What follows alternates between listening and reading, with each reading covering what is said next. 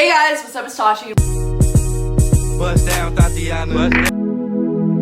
Welcome to or back to my channel. I hope you're all doing well. For today's video, I'm going to be sharing with you guys 10 easy ways that you can live a more sustainable lifestyle. For those of you guys who are a bit interested in getting to know what it means to live a little bit more eco-friendly, this is the video for you. So without further ado, subscribe if you're new. Let's get straight into this video. Thanks Squarespace for sponsoring this video. For those of you guys who don't know me, my name is Tachi. I'm 19. I live in LA, but I also live kind of halfway in Hawaii. I grew up here, and so I've been here for a while, and this place definitely inspires me to live a little bit more sustainably. But I didn't grow up living sustainably, and it's very new to me. So I would call myself an environmentalist in progress. Like, in no way am I just this like saint who never wastes and lives a zero waste lifestyle. Absolutely not. It takes really hard work and educating yourself and really just understanding why you want to do it to make those steps to live a little bit more eco-friendly. So I thought it'd be cool to share with you guys a few tips, tricks, and some easy ways that you can implement living more sustainably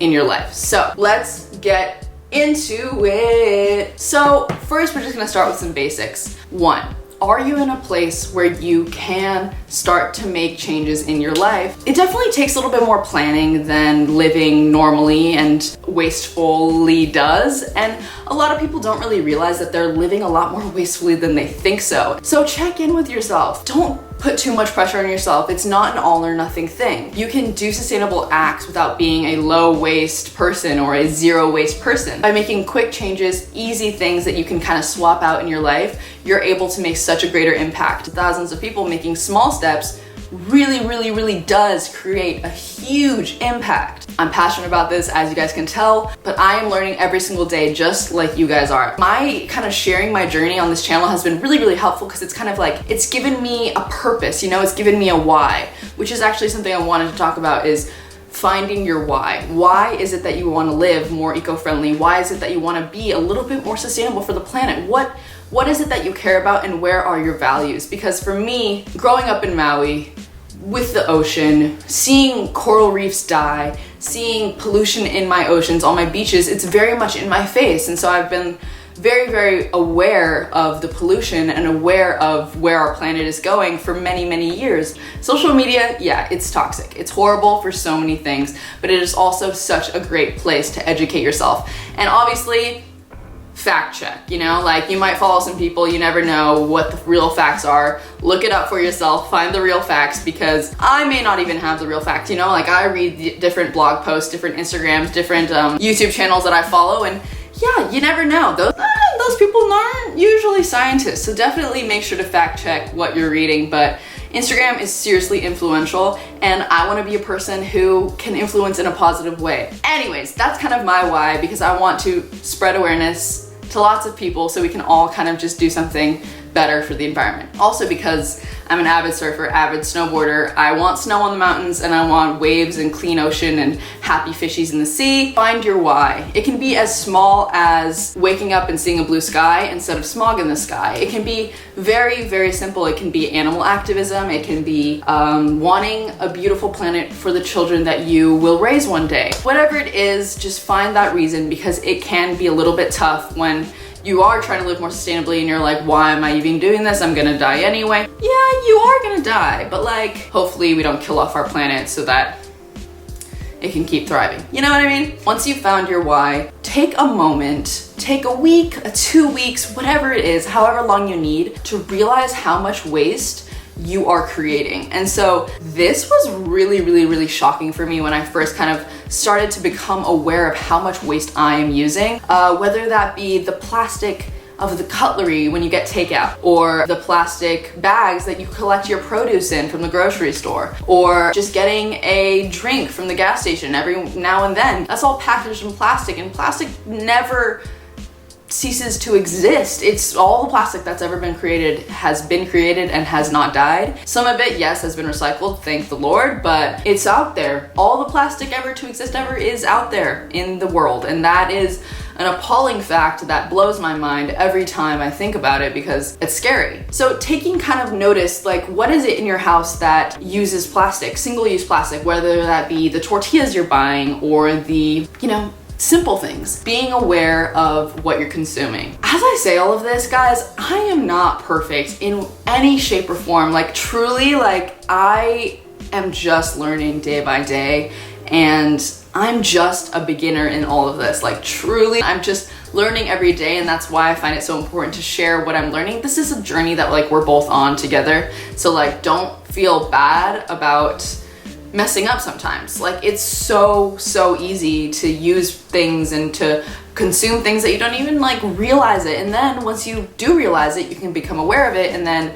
hopefully not do that again, which is difficult, but it just takes practice and deliberation and planning. That's all it takes. The fourth tip is to consume less meat. You can be the most meat eater in the world. I mean, I'm Brazilian. I come from like churrasco and like I was raised on meat, right? And so to think about reducing my meat consumption at first was really tough for me. I was like, I don't even know what that means. And now the majority of the food that I eat is plant-based, and it has made such a great impact in my own life as well as the planet. It's a bit appalling when you start to read facts like 184 million people lack access to clean water, whereas hundreds of thousands of millions of cows and other animals are being fed clean water in order to sustain life, to then die for us to consume. It doesn't really make sense. And the fact that animals raised for food create about 15% of all of the greenhouse gas emissions in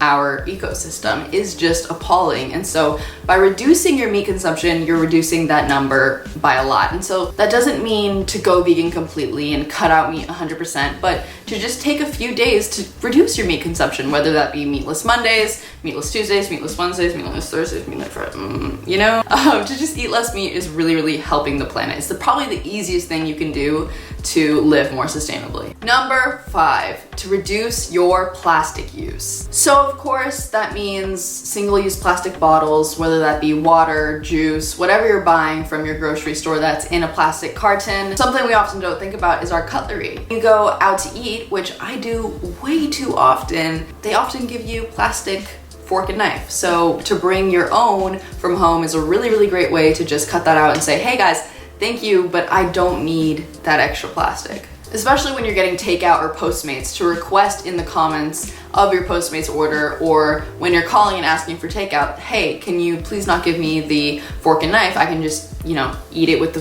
freaking fork and knife that you have at your house. You don't need that in your Postmates order, you know what I mean?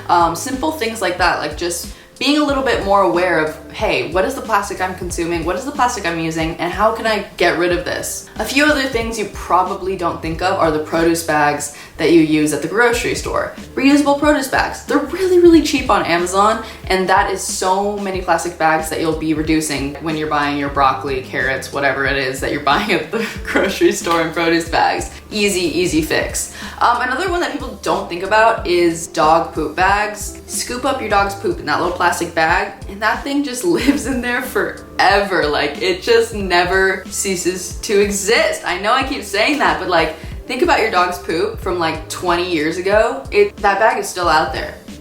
The poop's probably gone, but the bag is still out there. So they do now make biodegradable poop bags. Check them out. I'll also leave, I'll leave a bunch of links down below. Also a lot of blog posts, a lot of facts and whatnot, and also some links to things you can purchase. Okay. Number 6, sustainable fashion. The easiest way to dive into sustainable fashion is to thrift. First of all, stop buying from fast fashion brands, which, hey, stop, AKA reduce, because it's difficult, because it's so much cheaper and it's so much easier and so much more convenient, but it's just really harming our planet, kind of supporting lots of things. Harmful working conditions for hundreds of thousands of employees who are creating those clothes for such low living wages. It's ridiculous. I'll link another thing down below, and let me know if you guys want me to do a full video on fast fashion. Fast fashion is horrible for our planet, for lots of millions of thousands of people. It's a bad combination for your one like $20 Forever 21 shirt. Like, it's just really not worth it. So with that being said, I have 2 hauls up now of sustainable fashion hauls, try-on hauls. Click the eye to check them out. Thrifting is so fun, and it's honestly the best way to buy new clothes, and it's so much cheaper, and it's secondhand, and so it's not a new thing that has to be newly produced in this day and age, and it's something that someone's already worn, loved, given to Goodwill or wherever, and then you purchase it, wear it, Easy. Number 7 is to look for labels on different items that you buy, and looking for things that are B Corp. When a company becomes B Corp, it means that they are legally required to consider the impact on their workers, customers, suppliers, community, as well as the environment. So these brands are doing the absolute most that they can to support all of those things. And so anytime you are buying your shampoo, conditioner, whatever product it is, check the back. If it has that little B signal, that's good to go. That means that they are doing something better for the planet. Number 8 is Ecosia. Have you guys heard of Ecosia? Ecosia is a search engine based in Berlin, Germany, that donates 80% or more of its profits to a nonprofit organization that focus on reforestation. And so basically what that means, every time you search and all those ads that come up when you search, the money made on those ads are going to help plant trees. Really easy, really simple, and a really great way to help out the planet with literally the easiest switch ever is just to start using Ecosia. It's this little app right here. Using that instead of Safari or Google. I've been using it for, I don't know, a month, 2 months maybe, and it says that I have helped to plant 240 trees. On average, you need around 45 searches to plant a tree.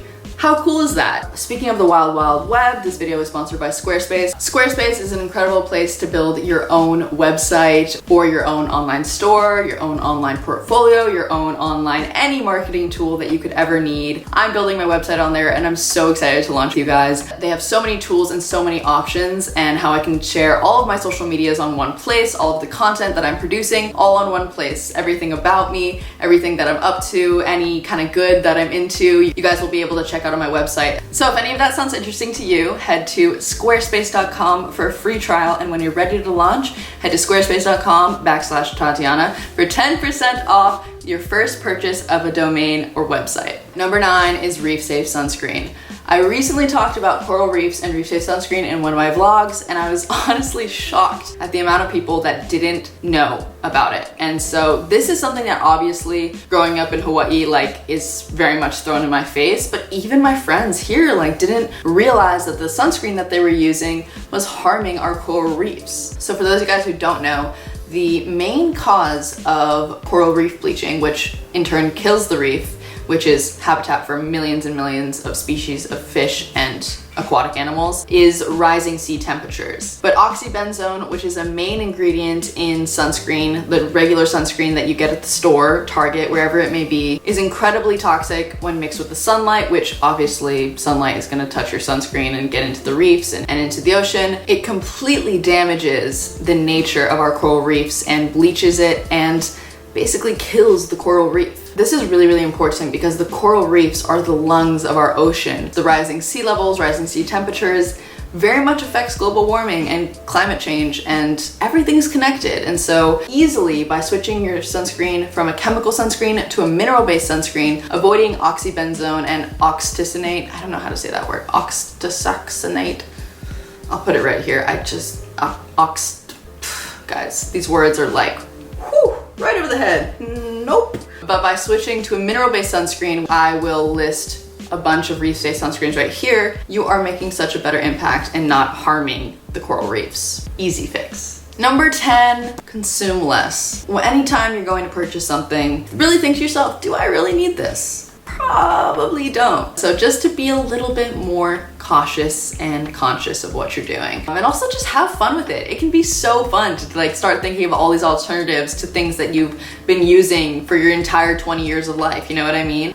It's really fun, and it's exciting, and it's new, and I'm very passionate about it, but I'm learning every single day just like you guys. So if you guys have any book recommendations or podcast recommendations or anything of the sort, leave them in the comments down below. That's all for today. Thank you guys so much for watching this video, and if you liked it, give it a big thumbs up. Don't forget to subscribe down below. Follow me on Instagram @Ringsby for more daily content. Check out my other videos, lots of videos about self-love, vlogs in Hawaii, vlogs everywhere around the world. Anything you can think of, it's probably on my channel.